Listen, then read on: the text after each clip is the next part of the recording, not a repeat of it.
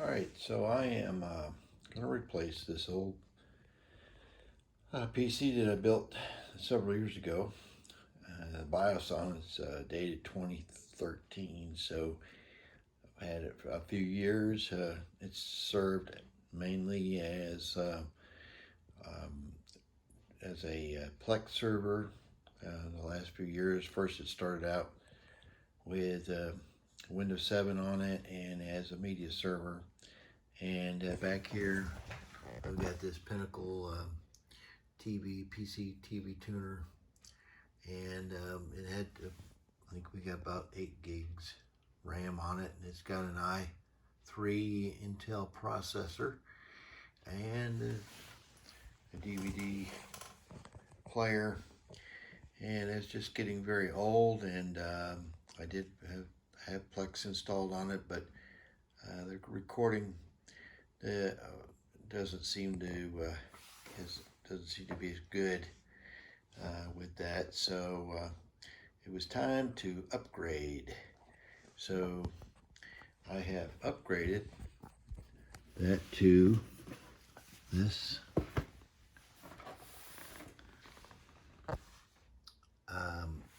Beelink Mini PC, and I went through a lot of different videos on YouTube and researched this, and trying to figure out what kind of unit did I want to replace the old one with. I wanted something that will last long, or something with some power to it, that maybe we could put some games on it as well, be more updated, and also serve as my Plex server. So I ordered this. This has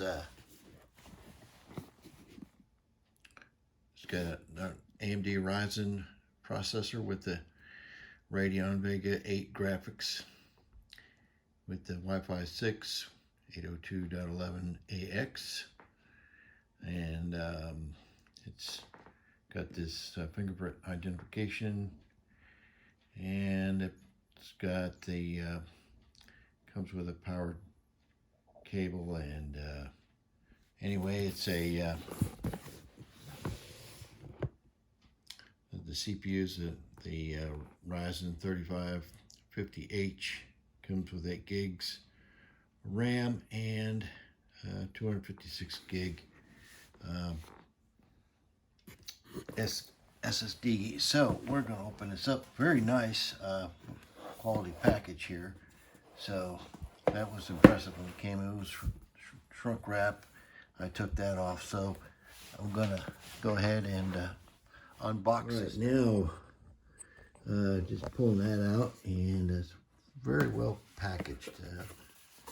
So they have this foam on here to kind of protect it. And then here's the PC.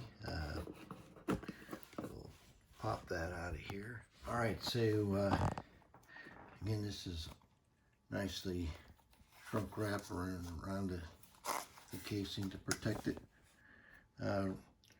Around the back here, we've got all kinds of different ports for video, and USB 3.0, and has 2 Ethernet jacks, power port, and the ventilation for the fans. Around the side here, it's got vents, and the GR5, and in the front we have a power button. Looks like 2 microphone jacks, and again 2 more USB 3.0, and then a headphone jack, and looks like USB-C on there. So this is the bottom of it, and it's has vents there, and then the top has looks like the fingerprint activation for this. And so again, going down into the box, and again, this They put some foam here to protect everything, and then it has an actual book. Now I went online and went to the website because I was curious before while this was coming. I thought, well, maybe they have the manual on their website, but they don't, and so the manual comes in the box. So there it is, the table of contents, and then it's a lot of illustrations in here. So that's very nice. And then again, more documentation here. There's looks like the accessories are in here. So we'll take those out. So here's what comes in that accessory box. Looks like you got 2 HDMI cables, some miscellaneous screws, and the power adapter, and then there's a mounting bracket if you want to mount this to your monitor, and then looks like a SATA connection here, and then looks like they include the their Windows recovery USB key there. So great, we're going to go ahead and maybe pop the back end of this off, take a look inside. Okay, so four screws on there on each corner, and then they put this little ribbon here to help you remove the bottom plates. Evidently they want you to be able to do that. So, and as we open this up, we can take a look inside. And this is, of course, the bottom end of this, and we can see that there are places to put another hard drive. Can go in here, and there's a strip here for the drive that'll go there. So we'll take a look at that. I do have this Samsung SSD that came out of my old PC in 840 EVO 250 gig, which I plan on putting inside here. So we'll go ahead and see if we can get that mounted. All right, so after removing 4 screws, they're on each side of this back plate here. This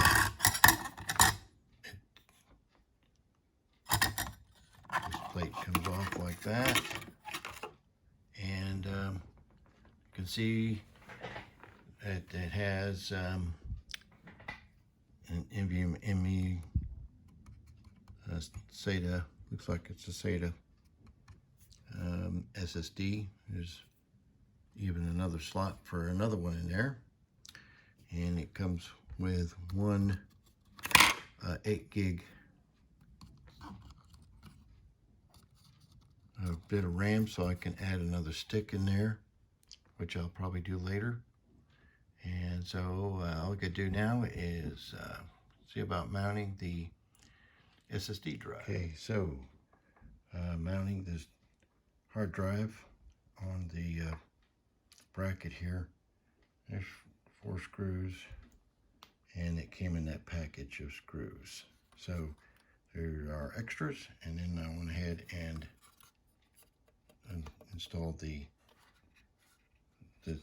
SATA connector and the ribbon connector that goes down into the motherboard, and it's marked M and L. So I had to watch a video online to figure out which end goes where. I assume the M means motherboard, and the L, I'm not sure what that is, why they designated that like that, but okay, so we'll continue assembling this. I'm going to put the bracket down into the case. Okay, so I think the best thing to do with putting this ribbon cable on, I found it's really just go ahead and plug it into the SATA connection. So then you can put it on the plug it into the drive, and then put the bracket. Right, so we got the bracket in there. By the way, it helps if you have a magnetic Phillips head screwdriver. I just happen to have this little screwdriver. Came with my other SSD kit that I got a few weeks ago. And so, yeah, I've got everything, and there's the cable. Now, it's easier to mount it with the SSD out of the unit. Just use the SATA connection and plug it in. Goes in really easy. Now we're going to go ahead and put the cover back on and see about getting this thing started up. Okay, so we got the HDMI power cable all hooked up on here and ready to go ahead and turn it on. And there it goes. And let's see if we get any output. And there it comes, Beelink.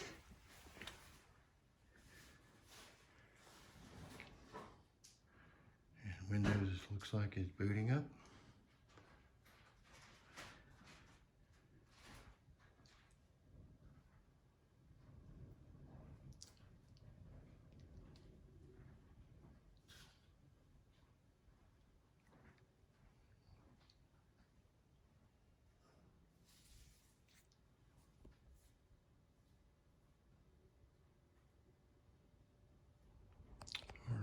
So we're ready to go through and set this thing up. It's found my HP printer, and there's the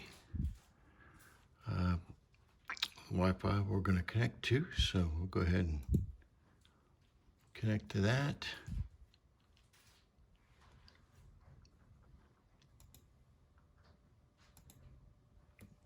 Okay, so we're still logging in now that we're connected to the network. Okay, so it discovers the fingerprint security, and I'll set that up later. Okay, so Windows is now installed and ready to do any configuration with it. So that was pretty simple. You can hear the fan a little bit on this thing, but I can put my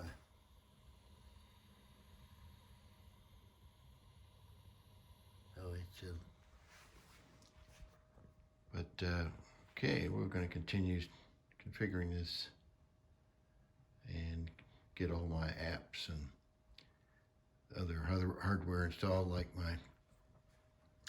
I have the TV tuner here that I'm going to, that's it, Evermedia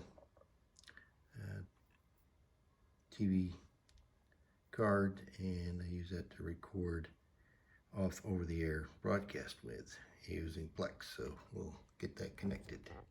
So I tried the Evermedia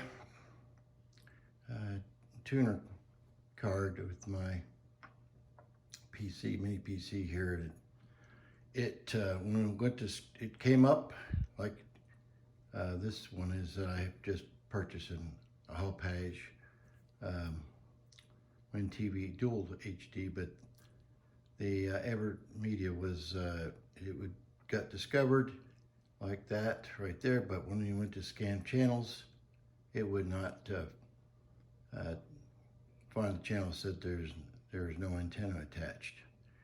So I just deduced from that most likely it's still a USB 2.0, and the firmware and everything, the BIOS, everything on this mini PC may be too new to recognize that, but it did work with the software that came with the Evermedia tuner. So it just wouldn't work with Plex. So I went out and bought this Hall Page Win TV Dual Tuner.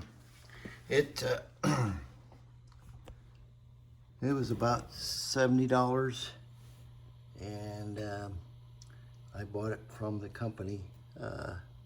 Went to their website and bought it, but it's right there. It plugs in the USB 2.0, and then download the drivers, installed those. So now we're going to go ahead and do a continue here, and it already did scan the channels earlier, so it did find all the channels that I have here, and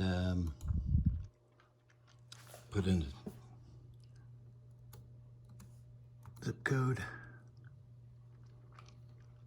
continue. All right, and then it scans and finds all of the local channels, like so, and now it's going to scan for the guide. So okay, so it program guide finished loading, and so now I can go in and start choosing my DVR schedule. Use the guide to do that, but looks like it's there. Looks like there you can click on record, and it's all there. Okay, so Box 1600, please. Of course, this entertainer known as Mr. Las Vegas was there we the go. first person chosen And for the Plex Las works. Vegas Walk of Stars. Picks the channels up. Right. King and And Queen 16. so son of Olaf, King Harold V of this country. we can go lived in full exile screen. outside of Washington, D.C. during World War II. Hello. all right. So Sweden? No. John. What is Norway? Yes. great. Kings and Queens 2000. The Jordan River Foundation. All right, so I had set up recording on this earlier, and it's actually recording two programs, Happy Days and Home Improvement, two different channels, because you had a dual tuner. Okay, so I am playing this 4K video from YouTube and also recording two programs at the same time. So that little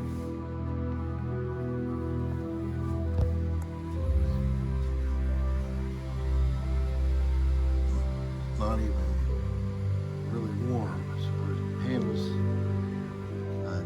running 4K full screen very well. Okay, now it's kicking up that fan a bit. Alright, so I'm going to add another 8 gigs of RAM. So I bought this Crucial 8 gig DDR4 2400 SODIMM to add over here. We'll put that in. So you line up the key, and it should slip right in there like so. And push that down and it snaps in place. Okay, and then we'll put everything back together. Alright, so the Plex server is recording now two programs at the same time, and it's handling it very well. So that's a good thing about having having a tuner that can do handle two tuners at the same time. You can record multiple programs. So in conclusion, I'm pretty pleased with this purchase of this the Beelink GTR mini PC as a new replacement for my Plex server, which was on my old i3 Intel box for many years. It serviced well, but it was a time upgrade, and so getting this smaller unit really is nice. So it sits really nice on my shelf here. It's very small, very compact. It has a very small footprint, so it fits in there a lot better than that other PC. I can now put my Roku unit down here as well. Now, if you have any questions about it, you can leave a comment at the bottom of this video. If there are other videos out there about the Beelink that for gaming and so on, I've looked at those. They're pretty good. But I wanted to do this primarily for a Plex server. Those of you who are using this software and looking for, maybe you're curious if the Ryzen will work with the software. And so I give it 2 thumbs up, and hope you enjoy the video.